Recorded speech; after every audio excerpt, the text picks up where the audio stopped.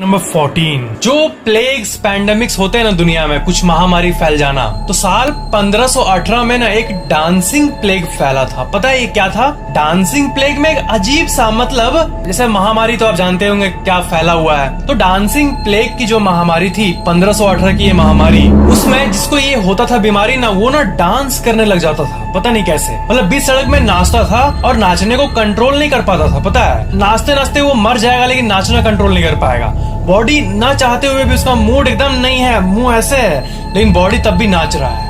एक बहुत ही अजीब, मतलब ऐसा लगता है किसी के अंदर घोष डूब गया है। मतलब अजीब सी ये महामारी फैली थी 1518 में। Fact number 13, Bigfoot, yeti, इन लोगों के बारे में आप जानते हो? मतलब बहुत लोगों ने बिग फुट्स को देखा है और येटीज को भी देखा है। ये ऐसे क्रिएचर्स होते हैं जो कि हिमालयन रेंज और दुनिया के ऐसे जगहों पे पाए जाते हैं जहाँ पे उतना इंसान का बसेरा नहीं है। तो ये जो होते हैं इनके पास दिमाग होता है और ये हंट करते हैं और एलिजेडली ये इंसानों से नफरत करते हैं और ये लोग अपना लाइफ जीते हैं। और मतलब इसका कोई प्रूफ नहीं है आज तक, कोई सिर्फ एलिजेट किया गया, प्रूफ नहीं है कि हाँ बिगफुट एग्जिस्ट करते येटी। बट बात ये है कि हिमालय पहाड़ के आसपास या फिर जो ऐसी जगह पे जो इंसानों का छोटा मोटा बसेरा होता है ना, गांव, तो जैसे माउंटेन विलेज ये सब, तो वहाँ के लोग ना बहुत बार इन क्रिएचर्स को देखते भी है। बीबीसी के अकॉर्डिंग जो माउंटेन विलेज तजिकिस्तान और क्राइगिस्तान, इन गाँव में सबसे बड़े येटी के विटनेसेस मिले हैं। फैक्ट नंबर 12, माउंट एवरेस्ट जो है ना, इसमें कितने लोग हर साल जाना चाहते हैं टॉप में, और ज्यादातर लोग जिनके पास सुविधा नहीं होता ना वो मर जाते हैं।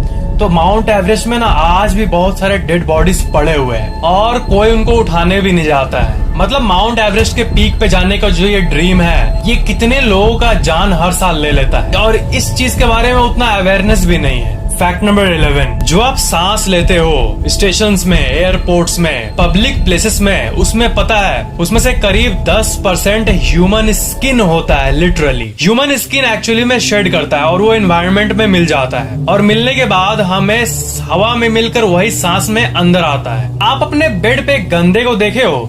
जब आप बेड पे रात को सोने जाते होगे तो देखते हो कितना गंदा गिरा हुआ है, तो उस गंदे में ना बहुत परसेंटेज ना आपका स्किन ही होता है। और जो लाइट, जहाँ पे लाइट टाइप का होता है ऐसा इमेज जहाँ पे आपको कुछ कुछ दिखता है पार्टिकल, इसमें भी करीब 10% इंसानी स्किन ही होता है। आपका स्किन पता है, अगर आप इसको एक यूनिवर्सल लेंस से देखो ना, तो कितना स्किन आपका झड़ रहा है, लिटरली पूरे सेकंड झड़ ही रहा है, बस आपको दिख नहीं रहा है। ऐसा होता है यूनिवर्स को अलग लेवल पे देखने पे। फैक्ट नंबर 10, एक अजीब टाइप की बीमारी होती है जिसे कहते हैं कैपग्रास डिल्यूजन। और ना ये एक अजीब सी चीज है। देखो, मैं भी बचपन में सोचता था कि जैसे मेरी बहन दीपिका, ठीक है, तो ऐसा सोचो कि ये दीपिका ही है, ये दीपिका के डुप्लीकेट नहीं ना है। आपके घर में भाई बहन मम्मी पापा है, मान लो पापा है घर में आपके, ठीक है, ये पापा का हमशक्ल तो नहीं है, पापा ही है। कैसे प्रूफ करूं? ये एक डिल्यूजन होता है। हम लोग बात कर रहे हैं, मजाक में ले रहे हैं, हम लोग को पता है कि हम लोग मजाक कर रहे हैं, सीरियस नहीं है। बट जिनके दिमाग में ये डिसऑर्डर हो जाता है ना, वो लिटरली डीपली इनसाइड दिल से ये सोचने लगते हैं कि ये मेरा पापा नहीं है, ये इसको डुप्लीकेट है, मेरे पापा को कोई कैद कर लिया कोई। तो ऐसा जो एक बीमारी होता है दिमाग का, उसको कहते हैं कैपरास डिल्यूजन। ये एक बहुत ही भयंकर मेंटल डिसऑर्डर है। Fact number 9, Cotard delusion. ये भी एक ऐसी मेंटल डिसऑर्डर है जिसमें सफरर ये बिलीव करता है कि वो एक वॉकिंग डेड और घोस्ट है, कि उसका अंदर का सारा बॉडी पार्ट मर गया है। मतलब होता है ज़ॉम्बी से चल रहा हूँ मैं, जिंदगी में अब कुछ नहीं है, मैं ज़ॉम्बी बन के रह गया हूँ और मेरे सारे अंदर के पार्ट सड़ गए हैं, ऐसा टाइप का फीलिंग आता है। मैं जब भी इस सब चीजों के बारे में आपको बताता हूँ कि दिमाग का ऐसा सोच, ये सब वो सब, तो आपको लगता होगा कि क्या उन लोगों का दिमाग ही नहीं है, क्या अंदर कैसे सड़ेगा तो तू जिंदा कैसे रहेगा? ऐसा इतना दिमाग नहीं उन लोगों को सोचने का कि नहीं सड़ रहा बाबा, तू एक्टिव हेल्दी है। बट जो दिमाग है ना, ये बहुत अजीब चीज है। डिप्रेशन को ही ले लो, डिप्रेशन जो है वो जो असल का सीरियस वाला डिप्रेशन होता है ना, उसमें आप सामने वाले पर्सन को कितना भी समझा दो वो नहीं मानेगा, उसको लाइफ खराब ही दिखता है। तो ये दिमाग का जो होता है वो वही समझ पाता है जिनको वो सब डिल्यूजन होता है। उनको लाख बोलने के बावजूद भी वो लोग नहीं समझ पाएंगे, हाँ मेरा बॉडी अंदर से गल रहा है।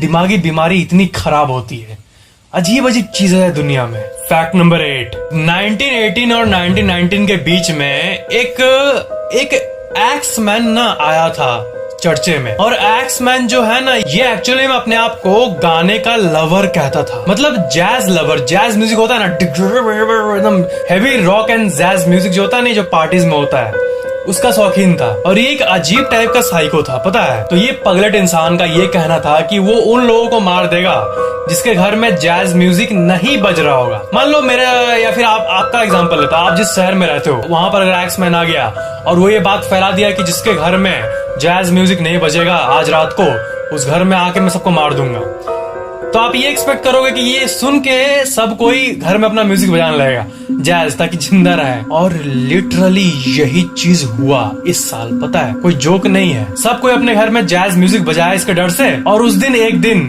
कोई नहीं मारा। एक दिन ऐसे ही हुआ था कि अनाउंस किया था कि नहीं बजेगा तो मैं मार दूंगा, और उस दिन सब कोई बजाया और उस दिन एक को भी नहीं मारा ये। और कोई नहीं बजाया तो उसका मौत का खबर आ जाता था। मार्च 18 का नाइट था वो, और जगह था न्यू ऑरलियंस, और वहां के लोगों का ये मानना था कि ये कोई सुपर नेचुरल क्रिएचर था। फैक्ट नंबर 7, डस्ट माइट्स को आप देखे हो, जो आपका बेड का फैब्रिक होता है उसका, ठीक है, और ये है ऊपर में डस्ट माइट्स। ये माइट्स आपके कहीं भी डस्ट को खाते रहते हैं, और देखा जाए तो यहाँ भी बहुत सारे डस्ट माइट होंगे, इतने छोटे छोटे। उसी का ऐसा होता है ये खतरनाक जूम्ड इन देखने पे। तो एवरेज आपका पूरा जो बेड है, आप जहाँ पे बैठे हो या फिर आपका घर का जो बेड है, उसमें 1 लाख से भी ज्यादा डस्ट माइट अभी करेंटली प्रेजेंट है। That's really true। ये क्रीचर्स हमेशा डस्ट को खाने के लिए तैयार रहते हैं, चाहे दिन हो या रात। Dust mites.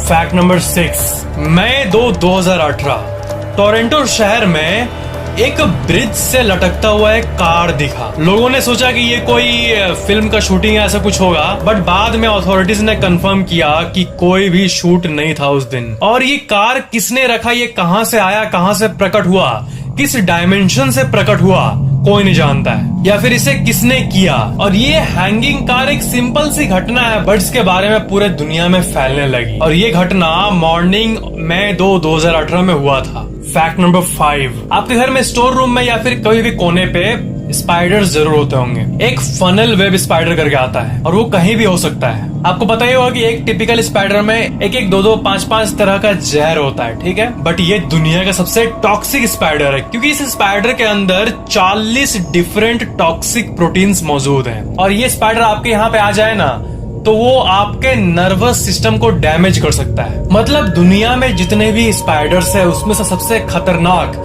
सबसे टॉक्सिक, सबसे डेंजरस फनल वेब स्पाइडर ये प्रजाति है, फनल वेब स्पाइडर। और पता है ऐसे भी केस हुए हैं कि ये किसी के बॉडी पे आया है, उसके नर्वस सिस्टम को डैमेज किया है और वो मिनटों में मर गया है, सीरियसली। फैक्ट नंबर 4, बेरूत के एक्सप्लोजन के बारे में तो आपने सुना ही होगा, ठीक है, और ये कैसे हुआ, क्या हुआ, सब पता है। बट एक घटना हुई थी जिसका नाम है टुंगुस्का इवेंट, और ये भी एक एक्सप्लोजन की घटना थी। और इसे एक्सप्लोजन आउट ऑफ नोवेयर कहते हैं, क्योंकि एक नॉर्मल सा समर मॉर्निंग चल रहा था, जून 1908, और एक एक्सप्लोजन जो कि फेमस जापान के एक्सप्लोजन से 1000 टाइम्स मोर पावरफुल था, उसने पूरे जंगल के 80 मिलियन ट्रीज को खत्म कर दिया। और जब ये घटना हुई उसके एक दिन बाद एक ब्राइट ब्लू लाइट आसमान में दिख रही थी। लोगों को पता नहीं कि ये ब्लू लाइट आया कहां से, ये क्या हुआ है। और बाद में रिसर्चर्स ने ये पता किया कि ये घटना शायद एक मीटियोर से हुई है। एक उल्का धरती पे आ रही होगी और वो कहीं धमाका किया होगा और पूरा पेड़ जल गया होगा,